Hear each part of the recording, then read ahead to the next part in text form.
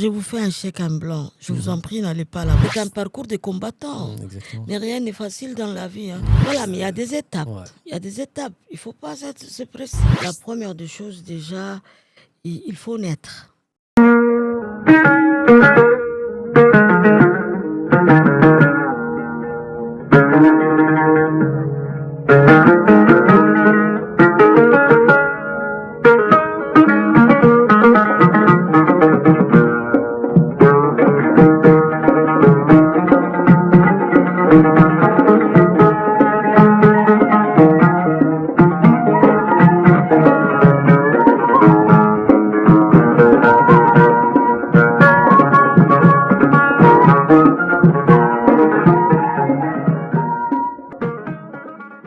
Haché Roblé, merci d'avoir accepté notre invitation. C'est un plaisir tout d'abord de vous recevoir ici Dere Media. Et Dere Media ou Dere Institut n'est pas étrangère pour vous parce que vous la connaissez très bien, Dere. Et en l'occurrence, vous êtes la présidente d'honneur de Dere. Et vous êtes l'ambassadrice de Dere, donc partout où vous allez, vous parlez de Dere de toute façon. Donc Dere, vous connaissez. Mais ce qu'on ne savait pas, c'était est-ce qu'un jour on allait s'asseoir comme ça et avoir un podcast, parler de la culture, parler de l'artiste, l'art en général. Donc c'est vraiment un plaisir, surtout pour moi. Vous connaissant déjà, donc, et avoir écouté le récit que tu redonnes à la société djiboutienne, souvent sur la culture et la connaissance que vous disposez dans ce domaine. Et donc, être devant vous, pour moi, c'est encore avoir cet enseignement sur la culture djiboutienne. Chères auditrices, auditeurs, bienvenue Dere Media encore une fois. Vous êtes nombreux à nous suivre, donc n'hésitez pas à nous suivre et surtout à prendre le temps d'écouter nos podcasts, aimer et s'abonner dans notre chaîne YouTube parce que c'est grâce à vous qu'on arrivera à vous faire encore de contenu, donc suivez toujours. Ce soir, notre invitée, c'est Madame Haché Roblé, surtout une grande dame dans la culture djiboutienne. Haché Roblé n'est pas juste artiste. Haché Roblé, c'est aussi... elle a fait un passage politique, elle a été députée, ministre. Donc voilà, Haché Roblé, c'est cet monument que ce soir on ait le plaisir de recevoir ici chez nous. Bienvenue. Aïcha Mohamed Roblé est une Djiboutienne lambda. Et je ne sais pas si j'ai eu un parcours exceptionnel, mais bon, vous savez, tout est une question du destin. Hein. Vous allez là où votre destin vous mène. Donc, moi, le public a commencé à me connaître avec ma première pièce de théâtre qui s'appelle La Dévoilée. Mais avant d'écrire, j'ai commencé à œuvrer dans des associations. Alors, je ne sais pas, à l'époque, nous, on cherchait donc l'émergence des femmes. Donc, nous étions une génération qui voulait faire bouger les lignes. Donc, je ne sais pas si tu me croiras, mais moi, par exemple, j'ai été présidente de la commission féminine du football. J'ai été présidente du groupe Plateau. Est-ce que vous-même, vous avez joué le foot? Non. J'ai jamais tapé dans le ballon, mais je voulais tellement que les filles fassent ça, je ne sais pas pourquoi. Mais j'ai une amie, Madame Saïda Sikiye, qui était footballeuse, chevronnée. Et c'est avec elle qu'on va créer. C'est elle qui entraînait les filles, c'est elle qui était toujours avec les filles. On amenait les filles faire leurs entraînements à Doralé. Comment on appelait ça? On louait un bus les après-midi. Les filles, elles jouaient. Et c'est Saïda qui était là. Et il y avait aussi une autre amie aussi qui était professeure de PS. toutes les deux. Elle se connaissait dans le foot. Moi, je m'occupais des parties promotion, courir les sponsors et tout. Et on a organisé des matchs avec ces jeunes filles. Et puis après, nous avons eu aussi des entraîneurs qui sont venus nous aider, nous appuyer. Et ensuite, j'ai travaillé dans le club. Toujours, on faisait du bénévolat. Hein. Alors, le club sportif pour personnes handicapées, qui existait à l'époque, présidé par Madame Safia Fantas, que je salue, là où elle se trouve, hein, dans ce monde. Madame, elle faisait un travail remarquable avec son feu mari Mahmoud. Et nous étions toute une équipe qui s'occupait justement de ses frères et sœurs aux besoins spéciaux. Alors, l'après-midi aussi, après la réunion, moi je m'occupais de la partie culturelle de cette association. Et nous avions des jeunes invalides qui étaient musiciens. On avait des chanteurs et des chanteuses. On avait... ils ont même participé à la journée de la jeunesse où elle aussi, elle n'est pas à Djibouti, mais elle avait gagné un prix. C'était une jeune handicapée et qui avait gagné. Elle avait une très très belle voix. Et le soir, c'est moi qui ai animé la soirée. Quand je l'ai présentée, j'ai jamais dit qu'elle était sur fauteuil roulant, mais j'ai dit voilà, vous allez l'entendre. Elle est belle et elle a une voix angélique. Et quand elle est arrivée sur fauteuil roulant, le public a fait un standing ovation. Et quand elle a commencé à chanter, c'était autre chose. Et c'était autre chose et elle a trouvé du travail au ministère des Affaires étrangères et elle a été, n'est-ce pas, standardiste. Maintenant, parmi les clubs, il y a Abdourazak, vous voyez, qui travaille à la RTD, qui raconte les contes et les gens dans Somalie, qui est sur fauteuil roulant. Il faisait partie de ces clubs, lui aussi. Très bien. Alors, il y avait le club, il y avait le football, et puis il y avait la musique.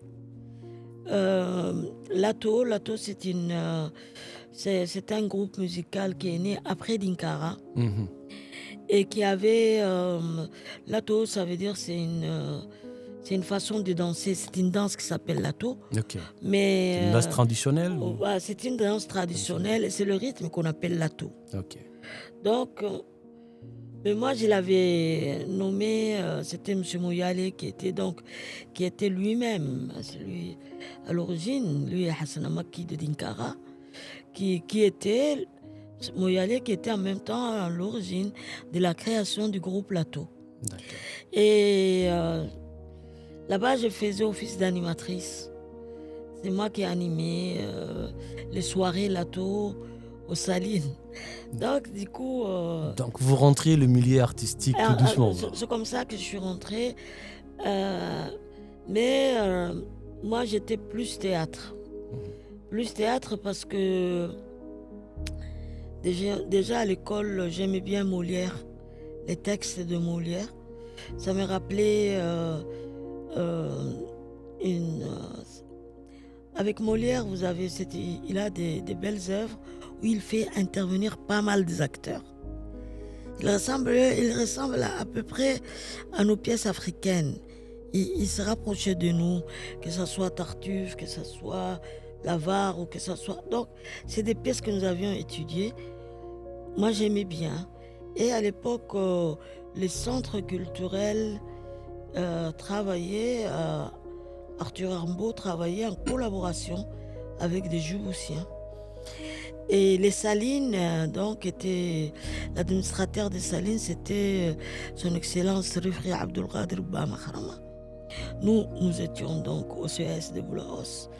On ne ratait pas, il y avait beaucoup de festivals nationaux de théâtre, interquartiers, aussi bien interquartiers qu'interscolaires.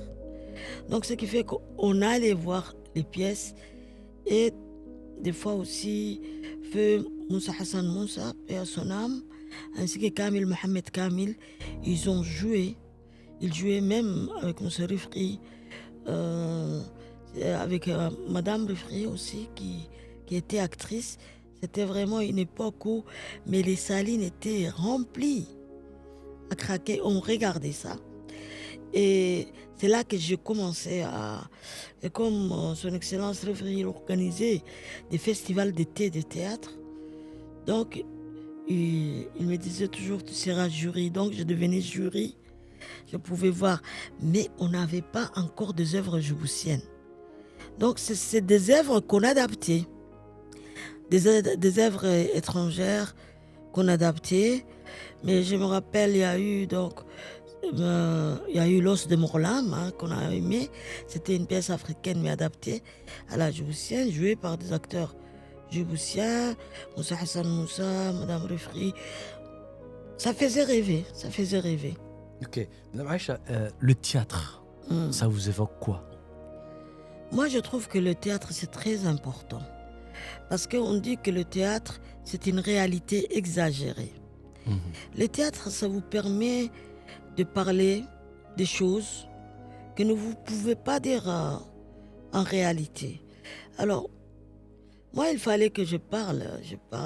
Il fallait passer par le théâtre. Vous voulez faire passer un message, passez par le théâtre. Au lieu, par exemple, je sais pas moi, vous n'êtes pas colérique, vous donnez la parole à tout le monde. Vous donnez la parole à tout le monde, à un jeune, à un vieux, quelle que soit la classe. Par exemple, vous pouvez être patron, jouer le rôle d'un patron. Ensuite, il y a l'autre qui joue le rôle de votre subordonné. Et ainsi de suite. Il y a une distribution de rôles. C'est comme dans la société. C'est comme dans la société, mais vous pouvez parler d'un sujet tout en faisant rire.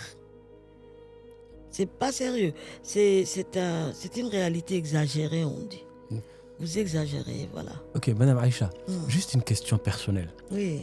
Quand vous êtes arrivée dans le théâtre et faire rire les gens, Oui.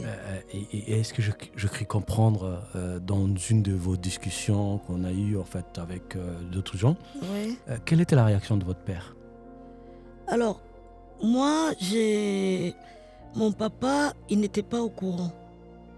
Il n'était pas au courant parce que déjà, Allah yarhamou, c'était un homme pieux. Moi, j'ai été élevée carrément dans l'islam.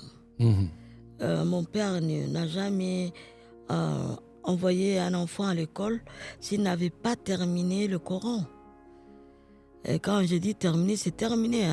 Vraiment lire couramment, quoi. Et que l'enfant était capable de faire les 5 prières. Sinon, il nous disait toujours... ma maman, elle est seule en brousse. Elle fait des kilomètres pour aller chercher de l'eau. Vous allez l'aider. Donc, moi, je suis une enfant de la brousse déjà. Parce que dans notre tradition, les 2 premiers enfants appartiennent aux grands-parents. Comme avant, les mamans se mariaient très tôt, à un âge précoce. Donc, elle ne connaît rien à la vie des femmes.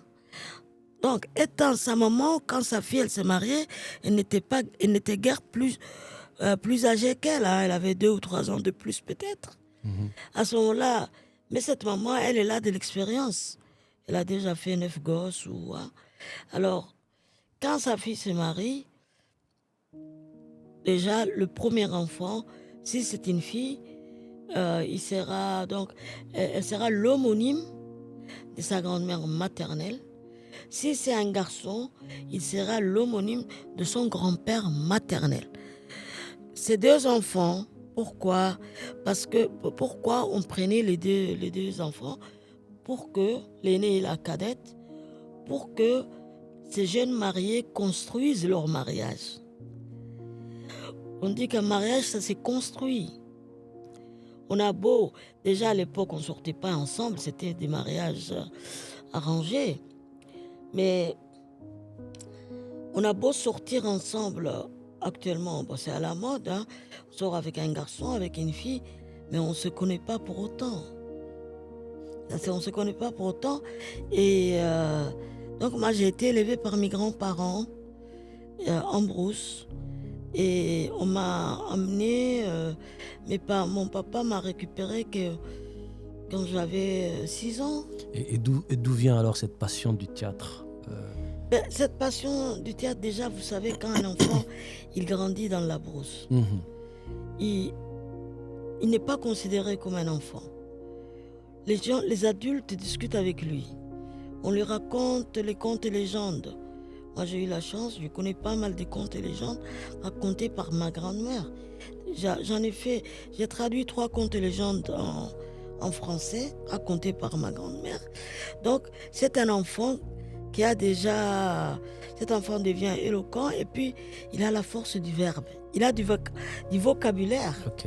Et c'est ça qui a influencé toutes tes œuvres, parce qu'on retrouve un peu la Oui, oui, culture oui. d'arrière-pays. Moi, il y a ma culture déjà. Et ensuite, toutes les cultures djiboutiennes. Moi, je vogue d'une culture à une autre sans aucun problème. Parce que j'ai grandi aussi dans une caserne. D'accord. Quand j'ai grandi dans cette caserne, on avait Somali, Arabe, Afar, Bondchéri, Martiniquais, Sénégalais, Français. Tout le monde était... Vraiment, c'était cosmopolite. Et c'est que pendant les vacances de Noël, tout le monde présentait ses danses. Donc, le folklore somali, moi, je le connais. J'ai vu des familles danser ça quand j'étais petite. Et moi, j'ai appris la langue somali aussi dans la caserne. J'ai appris. Donc, tout ça, c'était une richesse. C'était une richesse. J'ai parlé arabe très tôt, j'ai parlé somali très tôt. Donc c'est une richesse qui se retrouve dans tes œuvres Oui, c'est une richesse pour théâtrales moi. déjà.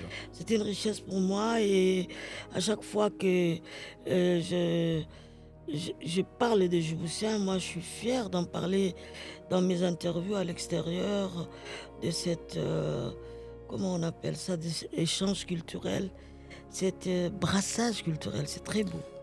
Achille Roblé, vous avez vécu à une époque où le théâtre était un moyen d'expression, un moyen Waouh, yes, de voir autre chose. exact. Si vous regardez un peu quelles étaient les difficultés à ces moments et quelle est la difficulté aujourd'hui? Non, mais il faut dire que nous, on était jeunes. Quand on est jeune, on a moins de soucis. Il y a moins de tracas. Donc, du coup, vous n'êtes pas responsable de la famille. Ce n'est pas vous qui travaillez pour la famille.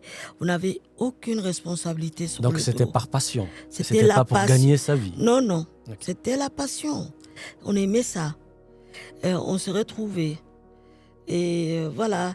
Mais on ne bâclait pas les répétitions. On ne bâclait pas la pièce parce que on n'était pas tenu par le temps. Le temps nous appartenait. Ok. Si je vous dis qu'elle a dévoilé, il a fallu 8 mois pour répéter, qu'elle soit... Alors, il faut de la patience. On ne peut pas dire, voilà, je peux jouer une pièce en 2 mois. Mais non, c'est pas vrai. Il faut avoir un bon metteur en scène Et aussi. l'artiste dans tout ça, comment il peut gagner sa vie, l'artiste? Est-ce que c'est ça qui décourage l'artiste à en faire l'art, le Oui, moyen mais de gagner sa vie? Actuellement, c'est autre chose. Par exemple, à l'époque, nous, on ne se souciait pas de l'argent, en fait. C'était pas notre problème. Nous, on voulait réaliser quelque chose, on voulait montrer quelque chose et montrer de quoi nous étions capables. Alors, mais, bien sûr... Il y avait l'industrie culturelle, là, à ce moment-là. Les nerfs de la guerre, c'est l'argent. C'est après qu'on a compris qu'il faut de l'argent. Mais par exemple, pour la petite histoire de la dévoiler, moi quand j'ai terminé le texte, je suis allée chercher Moussa Hassan Moussa, paix à son âme, lui et Kamil aussi, paix à son âme. Alors, je passe le texte, Moussa il lit, et il faut dire que le metteur en scène n'est pas forcément d'accord avec le dramaturge. Ok. Il veut donc tout ce qui vous paraît important, lui, il veut le supprimer. Mhm. Il va dire scéniquement, c'est pas possible. Sur scène, on ne peut pas dire ça. On ne peut pas jouer ça. Il y a une sorte de censure qui. Et moi, on s'est chamaillé, on s'est quitté, on revenait, on s'est quitté, on revenait. Et puis après, bon, on a arrêté, bon, voilà. Et les acteurs aussi, on faisait un casting. On ne prenait pas les acteurs comme ça. Il, on, on disait à chacun, raconte-moi une histoire pour voir s'il arrivait à me capter. Parce que c'est très important, il doit épouser le personnage parce que c'est pas lui qui joue. Il faut qu'il soit ce personnage. Donc, Dieu merci, la troupe a tenu. Mhm. D'ailleurs, je rends hommage à la troupe de la Voix de l'Est. Il y a La une Voix de l'Est. action, la Voix de l'Est, c'est une action dans la diaspora. Il y en a peu qui restent ici. Madame Aïcha Roble, Oui. est-ce que le milieu artistique djiboutien souffre de deux choses aujourd'hui? Oui. L'inexistence d'une maison de production qui leur permet de vraiment en vivre leur art, C'est... et le regard de la société. Parce que l'artiste est différent. En Oui. réalité. Et dès qu'on est artiste, on est catalogué à quelque chose. Voilà. C'est la débauche. C'est vraiment une autre vie. Ouais. Est-ce que c'est ça qui fait s'ouvrir l'artiste aujourd'hui, ou est-ce qu'il y a d'autres facteurs? Non, il faut que... Vous savez, quand vous êtes par exemple dramaturge ou compositeur de chansons ou Ou poète comédien? ou comédien, la première des choses déjà, il faut naître. Il faut naître parce que quand vous écrivez, vous êtes seul et vous n'avez pas besoin d'autre chose. Juste un stylo et des feuilles blanches. Mhm. Après, il y a l'inspiration qui est là. Des fois, on peut être en panne d'une inspiration Mhm. au milieu d'une pièce ou d'un roman et reprendre ça un autre jour quand ça revient. Vous vivez au gré du caprice de l'inspiration. De l'inspiration. Mais une fois que vous avez fini, vous avez bouclé votre œuvre, à ce moment-là, au début, quand on est bleu dans l'affaire, quand on écrit pour la première fois, on veut montrer à quelqu'un. En fait, c'est comme une dame, elle est enceinte, il faut qu'elle accouche, il faut absolument écrire. L'écriture, là, c'est pas, on n'écrit pas parce qu'on veut écrire, c'est elle-même qui se manifeste. Vous êtes submergé, vous avez des idées, il faut les accoucher sur le papier. Comme je dis Mais souvent, comment faire vivre l'œuvre dans ces cas? voilà, mais il y a des étapes. Ouais. Il y a des étapes. Il ne faut pas se presser. Déjà, il faut écrire. Ensuite, maintenant, il faut trouver, comment on appelle ça, un regard extérieur. Quelqu'un qui lit votre êuvre. Cette personne, soit elle va vous tuer à vie et vous allez plus réécrire. Si vous êtes quelqu'un qui croit en ce que les autres disent, soit elle va vous influencer et vous allez donc continuer à écrire et à réaliser. Sauf que maintenant, ça dépend de l'humeur de ses lecteurs. Ça dépend de son emploi du temps. Ça dépend, ces jours-là, si il peut lire comme ça, sans trop s'intéresser. Après, te dire, oh, ça ne vaut pas un clou. Ça arrive.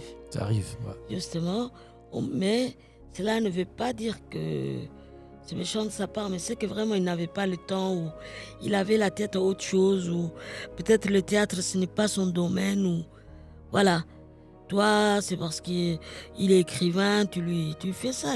Mais lui, il peut être nouvelliste, comme il peut être poète. C'est même pas son domaine. Ensuite, qu'est-ce qui va arriver? Vous avez votre œuvre, l'autre a dit ça vaut pas un clou, mais c'est pas grave, tu dis je continue. Alors là, tu caches le texte entre ce que je fais. Moi, mes amis, quand elles étaient rentrées de France et tout, un après-midi, moi, je leur ai raconté l'histoire de la dévoilée. À l'époque, on regardait des vidéos au VHS. Mhm. Il y avait des films. J'ai dit que c'était un film que j'avais vu. Elles ont aimé l'histoire. Déjà, ça les a captées. Et quand elles ont aimé l'histoire, ils ont dit prête-nous la cassette.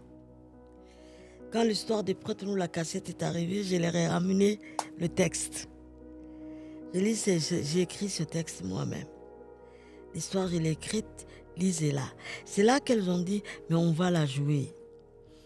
C'est-à-dire, moi je crois qu'il faut que l'artiste arrive à séduire. À séduire. Avant tout, il faut qu'il arrive à séduire.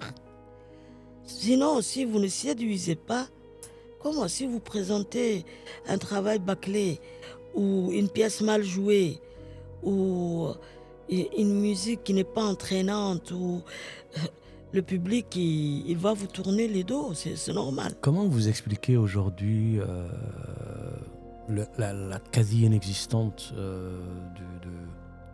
de production théâtrale à Djibouti? Non, à l'époque, non, mais c'est le choix de chacun. Mhm. Aujourd'hui, nous avons beaucoup de jeunes qui sont poètes, Mhm. qui ont écrit des livres de poésie. Il y a des nouvellistes, Mhm. femmes et hommes. Mhm. Et il y a même... Mais il n'y a pas de théâtre, il n'y a pas de... Le théâtre, je vous dis, c'est une passion, c'est un choix. C'est comme quelqu'un qui décide d'être chanteur, Mhm. malgré ses diplômes.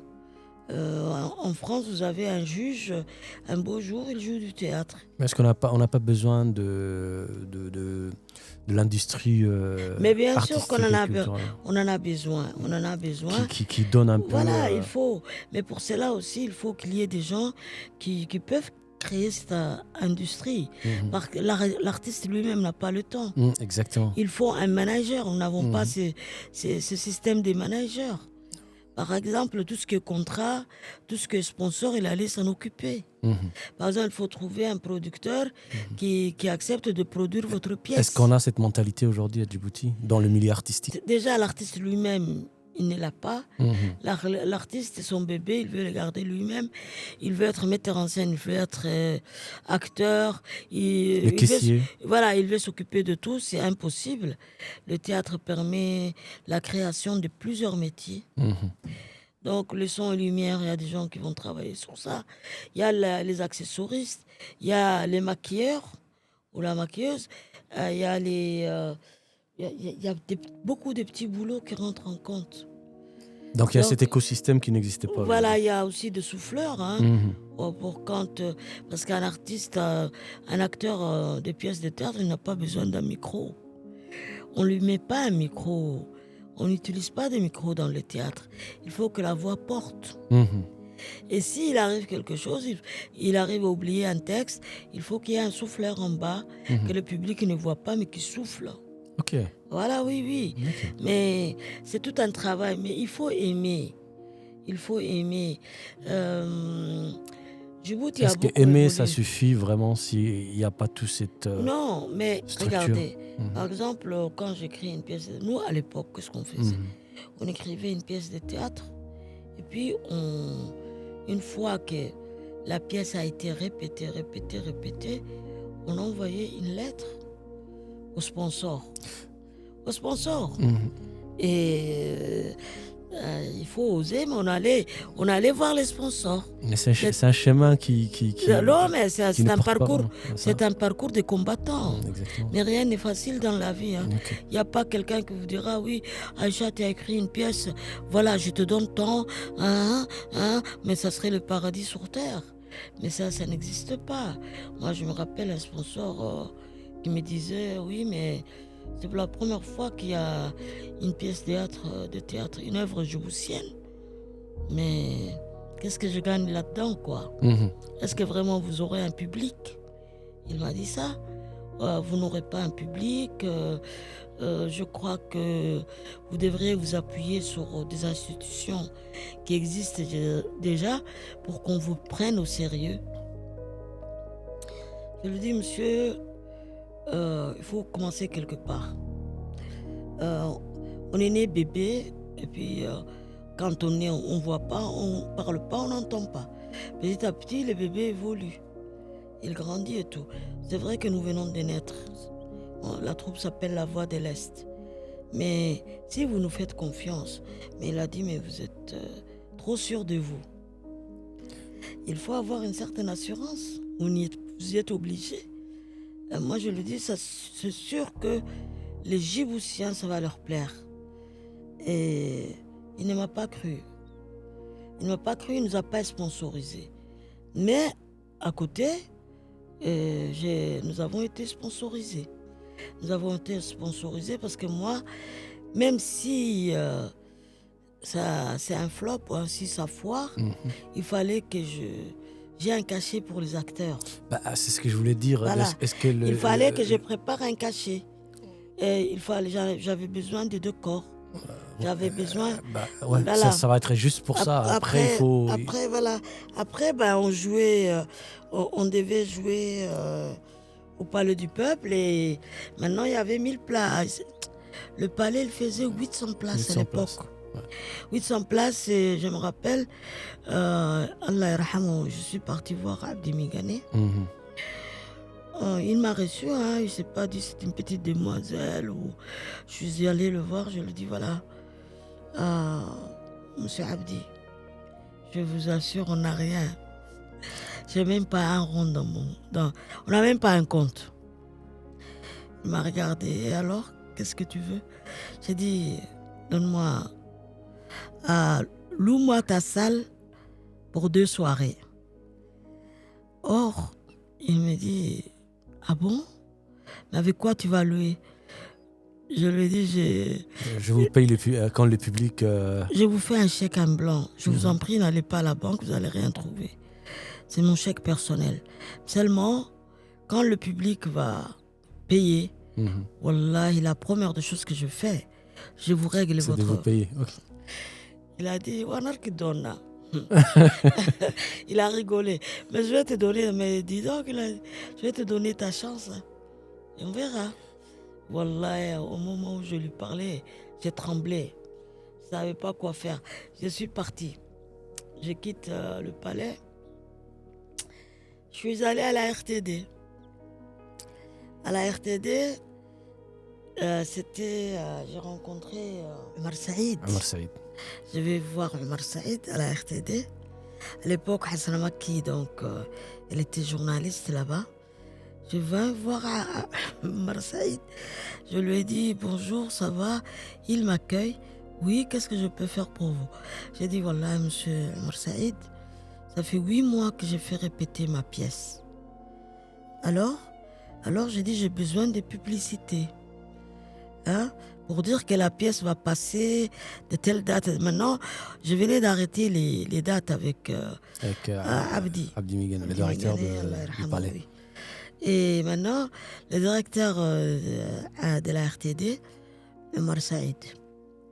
Omar Saïd, il me dit, tu veux la pub? Oui, je veux la pub. J'ai besoin de la pub. Sinon, comment je vais faire? Il me dit, d'accord, et il appelle donc. Tu vas amener les acteurs quand vous voulez. Il a dit, vous pouvez faire la pub demain. Tu vois? Et on arrive là-bas, on enregistre la publicité.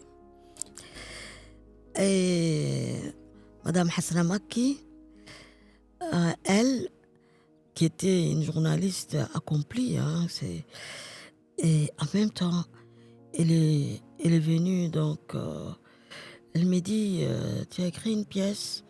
J'ai dit oui, et elle avait vu la pub. Elle a dit, est-ce que je peux avoir une interview? J'ai dit, mais c'est génial. C'est ce que tu attendais. C'est ce que vous attendiez. Donc. Voilà, nous attendions tous. Elle m'invite au plateau, je lui parle de la dévoiler, je raconte l'histoire, l'œuvre. Et en même temps, on a montré les extraits de la pub. Hein. Alors, la première soirée, les gens, ils ont même cassé la vitre du palais. Tu vois, là, le portail vitré, là. Tellement ils ont bousculé. Nous avons fait une très belle recette. Deuxième soirée, c'était encore pire. Le lendemain, moi, je suis allée payer le directeur du palais. Du palais. Nous avons, quand cette première pièce, au lieu de 2 soirées au palais, nous avons fait 5 soirées. 5 soirées, ok. À guichet fermé. Et ça a été un succès. Et La Dévoilée n'est pas la première pièce djiboutienne qui a été jouée. La première œuvre djiboutienne, c'était Mon âme a dévoré la tienne de Mohamed Gass. Mohamed Gass, oui. Voilà, lui c'était un Normalien. C'était la première œuvre. La Dévoilée est venue quelques mois après Mon âme a dévoré la tienne. Mais elle était dans le pipeline, ça s'est préparé. Voilà, ça s'est préparé bien sûr. Donc déjà moi j'avais beaucoup aimé que la pièce de Mohamed Gass passe pour voir déjà l'impact que ça faisait. Et ensuite, je n'étais pas seule, tu vois, comme dramaturge djiboutien. Alors, on termine La Dévoilée. Vous savez, quand vous avez un cœur vaillant, quand vous y croyez, tous ces tralala matériel, l'argent, vous n'y pensez même pas. Vous pensez l'essentiel. Il faut que l'œuvre lui-même. Une œuvre djiboutienne soit connue, aussi bien à Djibouti qu'ailleurs, c'est tout. C'était ça l'objectif. Et à ce moment-là, on arrive... je suis contactée par l'UNICEF, qui fêtait son 50e anniversaire. Ils avaient besoin d'une pièce de théâtre. Et c'est un ami et c'est un frère. C'est l'actuel ambassadeur, donc Aden Mohamed Dilleta, qui était à l'époque à l'UNICEF. Il était à la communication. Il me dit, tu peux écrire quelque chose pour l'anniversaire de... C'est là que nous aurons le plus gros cachet avec l'UNICEF. Et la troupe était toujours soudée, elle était toujours ensemble. Hein. Et on joue l'UNICEF. Quelque temps après, nous sommes contactés par l'ONU-SIDA. Ça, ce sont des théâtres qu'on appelle du théâtre utile. C'est du théâtre pour le développement. C'est-à-dire, vous éduquez le peuple. Sensibilisation, information sur les vaccinations, allaitement maternel, tout ce que faisait l'UNICEF. Donc, cette pièce, elle s'appelait La Toubib. La Toubib. Ensuite, il y avait le SIDA. L'ONU-SIDA nous invite aussi à écrire une œuvre pour eux. Et c'est avec Dr Kassim, qui a été ministre de la Santé, qui lui-même était donc à la tête du SIDA, et qui nous invite à présenter une pièce. Et là aussi, le cachet était bien. Comme ça nous permettait d'économiser pour avancer. Et quand nous avons eu une invitation donc du FITD, le théâtre burkinabé, quand il nous a invités à participer au festival international, bien sûr, c'est là qu'il fallait maintenant... On avait besoin de billets, on avait besoin de per diem. C'est là que notre première expérience internationale va commencer. Et que vous voyez quelque chose de plus grand. Voilà. Et nous avons écrit à la présidence. Donc la présidence nous a soutenus à l'époque. Et nous avons écrit aussi à la mission de coopération française qui a soutenu aussi, qui a pris une partie. Donc c'est comme ça que nous avons fait pas mal de festivals. On n'a jamais arrêté jusqu'à ce que, bon, après il y a la vie, les acteurs, chacun s'est marié, chacun... C'était ma question, comment un acteur, s'il ne gagne pas, si c'est pas ça gagne... Non, mais à côté, ils avaient leur travail, attention. Donc c'est des gens qui avaient de double. Ouais. Ils faisaient ça par passion. Par passion. Mais ils ne comptaient pas sur le théâtre pour vivre, quoi. C'est différent. Je vais juste terminer notre conversation par une des paragraphes de votre livre, en fait, Elle et moi, qui m'a attiré vraiment. C'est Elle et moi, c'est une pièce mordante, drôle, lucide, qui démontre avec ironie le rouage d'un patriarche vacillant, une farce sociale où le rire devient une arme de réflexion. Oui. Moi, j'aime bien rire. Mais c'est une arme de réflexion. Oui, ça peut être une arme de réflexion parce que pour que le public, bon, moi je lui dis tout en riant, quoi. Je le fais rire et ça le fait réfléchir. Ah ouais, ok, très Ah bien. oui, oui, oui. Sinon, on ne peut pas changer la société. Il faut que, par exemple, quand j'ai écrit La Dévoilée, c'est pas comme ça que j'ai écrit. J'étais en classe de seconde et un jour, je lis dans le journal La Nation 84% de divorces de couples jeunes à Djibouti. Et c'était Allah yarhamou Qadi Mougué, Mhm. qui était, son excellence Qadi Mougué, qui était interviewé par La Nation. Et on l'interpellait, on disait, oh, mais on ne comprend pas. Qu'est-ce qui se passe? Pourquoi autant de divorces? Alors que le couple se choisissait. On se mariait par amour. Ça vous a inspiré alors? C'est là que ça m'a inspiré. J'ai dit, pourquoi, si hier on se marie, les mariages arrangés, nos parents étaient là 40 ans ensemble, Alors que celui qu'on a choisi... quand celui qu'on a choisi, on se quitte. Et c'est comme ça que La Dévoilée est née dans ma tête, où je l'ai écrite, et voilà. Et non, je voulais montrer la fragilité du couple djiboutien. Mhm. Tu vois, parce que en réalité, Helem n'a jamais trompé sa femme. C'était un complot ourdi par sa propre sœur, qui avait peur pour l'héritage de leur père. Donc le commorage a bien Voilà, fonctionné. qu'est-ce qu'elle a fait? Bon, elle est partie voir la bonne. Elle lui a dit, voilà, tu vas lui mettre ce comprimé. Et puis, ben, le lendemain, il faut qu'il te trouve dans son lit à demi vêtu. Pauvre Halem, lui, il croyait qu'il avait fait l'affaire avec la bonne femme. Alors qu'il ne l'a jamais touché. Parce que le somnifère aidant, lui, il s'est couché. Mhm. Elle lui a même acheté le jasmin. D'accord. Après, c'est comme ça qu'il va s'expliquer devant elle. Il va lui dire, tu sais, je n'ai jamais voulu te tromper, mais tu connais l'impact du jasmin sur mes sens. Tu vois? Et après, ben voilà. Et après, il fallait qu'il répare ça. Cet homme, il avait épousé la bonne parce qu'elle lui a dit qu'elle était enceinte de lui. Donc, comme c'était un homme qui avait peur pour sa réputation, il a régularisé la situation. Et avant le départ de Hela, Rorea, qui était la bonne, hein, donc elle est montée en grade. Quand elle est arrivée, elle est l'épouse et donc elle est la patronne du foyer. Donc, Achrabli Mohamed, merci Oui. beaucoup. C'était immensement intéressant cette conversation que je viens d'avoir. Merci. Et pour moi, c'est toujours un réel plaisir de vous avoir à côté de moi. Merci. Et de continuer à soutenir Déré Merci. et surtout aujourd'hui Déré Média. Merci. Cet studio dans lequel vous vous trouvez a été Oui. le fruit d'un effort consenti par le l'ensemble sais. de l'équipe de Déré. Je le sais. Donc oui. merci beaucoup Achrabli. Merci.